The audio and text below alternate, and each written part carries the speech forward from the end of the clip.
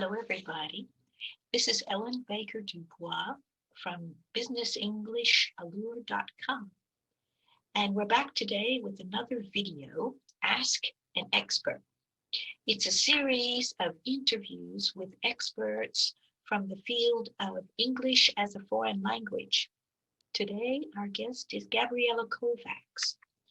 She's originally from Australia and has been working as an EFL teacher trainer in Budapest since 1996. She got her master's degree in education in 1999. She's here with us today to talk about this new concept of language coaching. She's been a coach since 2017 and is co-founder of the International Language Coaching Association. She'll explain the difference between language training, as we know it, and language coaching. There are certainly aspects of coaching that you as an EFL trainer could use in your classes. Let's meet Gabriella. It's so nice to have you here, Gabriella. I'm so happy. Could you explain the difference between a trainer and a coach? Right. Okay. Well, training in general has a top-down approach to basically the whole situation of training, of transferring skills. Teaching is about transferring knowledge, training, transferring skills primarily, and knowledge also.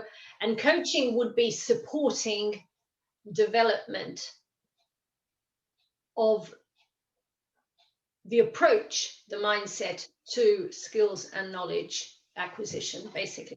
That's kind of the difference. Training We're is working on the mindset. Yeah. Working on the mindset, working on how someone views themselves as a person in connection to the issue that they have, the challenges that they're facing, etc. With language learners, it's about how they see themselves and how they can overcome the obstacles or the stress or any kind of negative issue that they have with their language learning. So they want to move forward, they want to move on with it.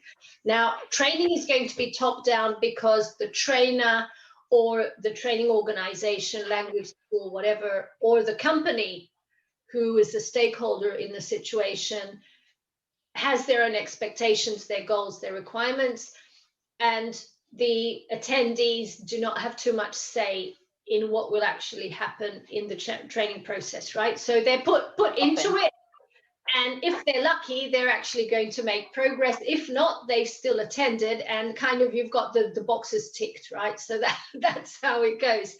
Obviously, this is a very simplified thing, and I'm not putting down trainers or teachers, but this is what happens. There's a top-down approach. In coaching, there's a very clear framework for how the coaching process works, what the steps are, what kind of techniques, what kind of background knowledge the coach needs to have, competency, skills, etc. So there's a very clear way to identify who works as a coach and who just kind of calls themselves a coach. However, there's a bottom-up approach into that. There's no content that a coach is going to bring into the process. So they're not going to tell the client, the learner, what to do, but they're going to be asking a lot of questions. There's going to be a lot of immediate feedback on the conversation that they are having. So it's much more about presence, being very much present in the process with the client, and listening actively. So that's a very strong skill that coaches need to possess. And so basically, we're not bringing anything into the process, so we don't know what the outcome will be either. So there's no guarantee of what outcome a coaching process can have, which is, I think, very interesting. It could be unsettling for a teacher, not to be in control. Yes, very much so. Yes. Yeah.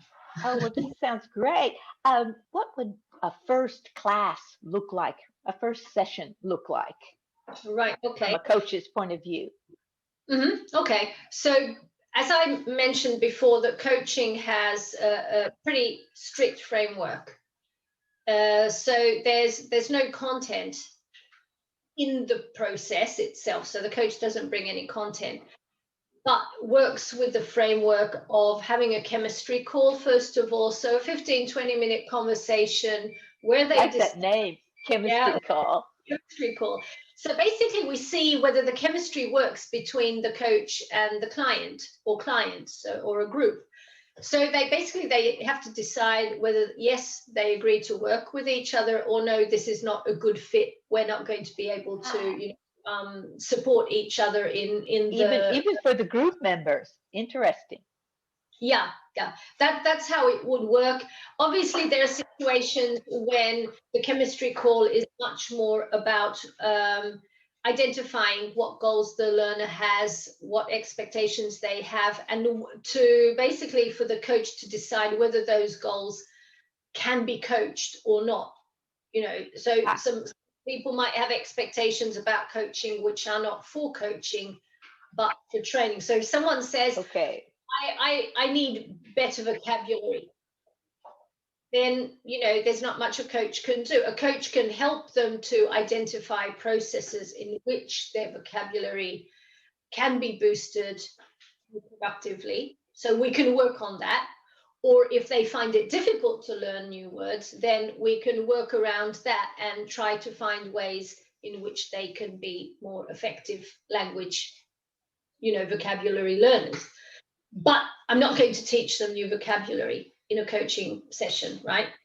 So after the chemistry, we decide, okay, we can work together. We can, the goals seem okay, so they can be coachable.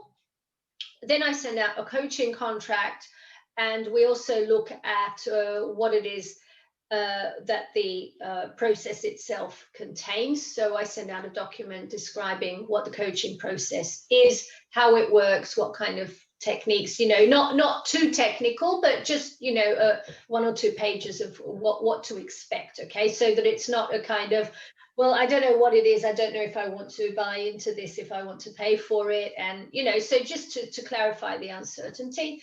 And then we have, once this agreement... And, to manage expectations as well. It's nice to see everything clearly written out. Absolutely. Yeah. And I work, for example, I work a lot on, to making it so it looks really nice. So I, color coordination, pictures like that. So it's really nice. And so the coach, the client has to go into the process feeling completely secure and okay with the situation. Okay, that's really important. We have to build trust.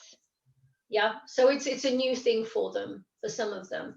And then the coaching begins. We have the first so-called intake session, where we identify, once again, what the goals are, what the learning history of the learner is, where they're coming from, what it is that has happened so far, which has been helpful, has not been helpful.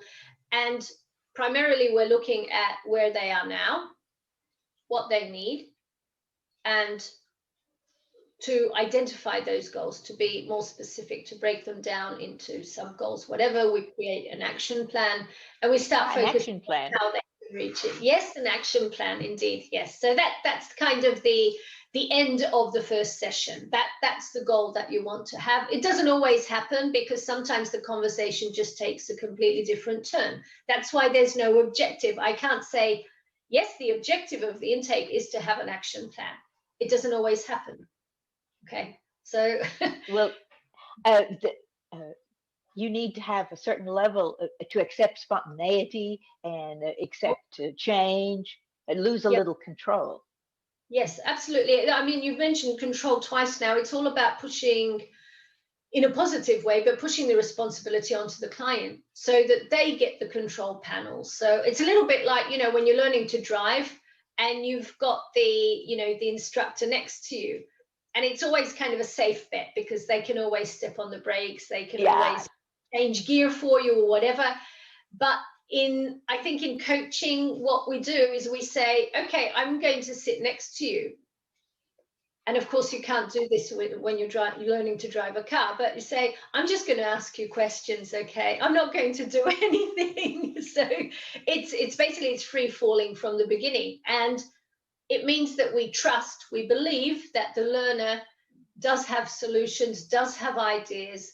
They're not in therapy. We're not talking about someone who has some kind of serious issues in their life. It's not life coaching, of course. But the outcomes, the results of the coaching process can impact other areas of their life. Like if we're coaching somebody on issues in their communication in a business context where they feel they should be more assertive and they should be able to represent themselves better in English or German or French or whatever, then obviously without consciously working on that, it's going to impact on their communication, not only in the workplace, but probably with their family or friends, etc. So there is a bit of, spillover. Yeah, absolutely. So yeah. So what happens when somebody has a request like, okay, I want to boost my vocabulary, and I say, well, we can work on that, but then I wouldn't be coaching you. I would be training you or teaching you. Are you okay with that? So I can switch roles, and I do work with clients, coaching them it's primarily initially when I coach someone, and then it might turn into teaching or training. Okay. And I also like I call it coaching approach training or teaching, because I do insert bits and pieces of coaching in between the process. So it's not fully only training, because when I see that there's an issue, then I do say, okay, can I just ask you a few questions? Can we just look into this a little bit with my coaching hat on?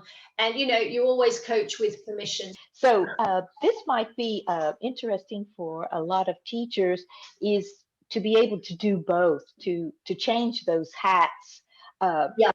With permission, of course. Yeah, sure. What happens is that teachers, professionals, practitioners acquire the skills of coaching, which means that you're not going to be a certified coach, but I've been doing teacher training for a few years now, and in my experience, teachers don't need a specific certification, that I'm a certified language coach. It might be your path, it might not be. I think what is much more important is to be able to incorporate those skills and utilize them in the lessons that you have. So that's something which I think is really important. So to actually acquire those skills so that you will be able to work with them. And it's going to be a win-win, because you're going to be happy because your learners are happy. So it's kind of so. Yeah. So instead of you feeling stuck and your learners feeling stuck in certain situations, yes. Yeah, you're going to have the tools and the techniques to stop and say, okay, can we have a discussion around this, because I think this is important. And then you kind of resolve that issue, and then you move on. So that's I think that sounds great to me, because I had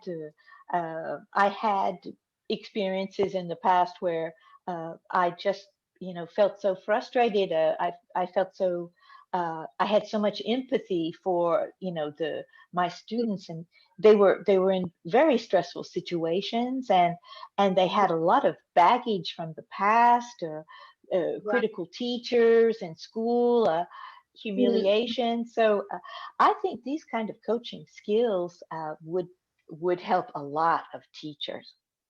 Absolutely. And I mean, you mentioned this baggage, and that's something, and how to empathize or sympathize with students.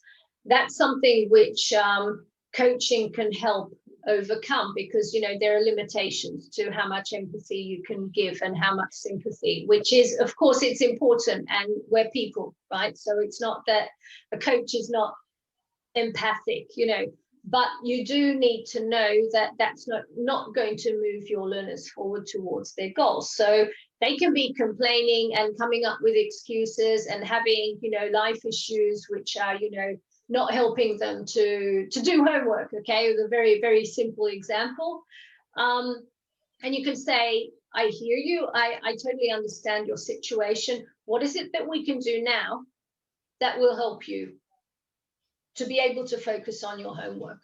for example. So Okay. that's how a coach would communicate this kind of situation, instead of saying, oh, I know this must be really difficult for you, and yeah, I think it's really terrible, and and you're basically, you're just Oh adding yes. onto I that. So it's kind yeah. of, it's not really helpful to just stay with the empathy part of it. Okay, so I could kind of, totally see that. You've been a coach since 2017. Uh, how is your freelance business? How has that changed for you? oh yeah, absolutely. I mean, we were talking earlier a little bit about this, and one thing that has changed is the way that I communicate about my coaching business. Obviously, over the years, you become much more confident, and you realize what it is that you can do and what you cannot or do not do in your business. And I try to stay ethical all through. So not Mm. only in the coaching process, but in the business part also. So I don't overcharge, and there are just things that I think coaching has had some pretty bad rap, Oh, because there are some very interesting gurus around, which, I mean, some of them absolutely justified that they work with top executives worldwide. They've got this huge, big, name that they have built for themselves. So it's absolutely justified that they will be, earning quite nice amounts. But there are also some who come across as scams, perhaps, and they just, yes. gather groups around them, and they earn thousands and thousands in, and it's, for me, those are not always justifiable. So I've got some, Yeah. You're there's some, careful with that. yeah, be careful with that. But what, for example, I have niched down into is working one-to-one or with small groups, to support their communication, their performance in their own businesses. Okay, so that's what I work with internationally, and also locally in Hungary, where I work. I've been supporting startups, and also a few, one or two multinational companies, where I've also introduced a coaching program, and I work with a number of teachers there.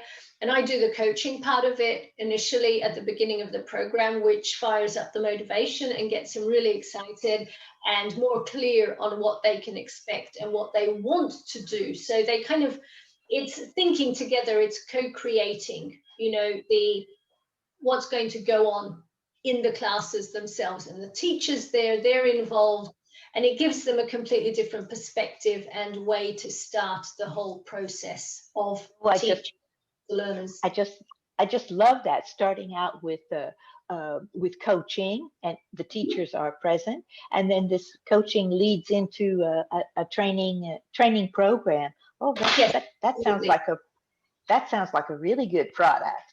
It is. It is a very good product, and I've been called back again and again to recontract. So it seems that it's really good, and the ROI is very high. So the return on interest is very high, because there are just, the attendance rate is above 90% generally. You're part of an association, the International Language Coaching Association, and we'll put that link in the description.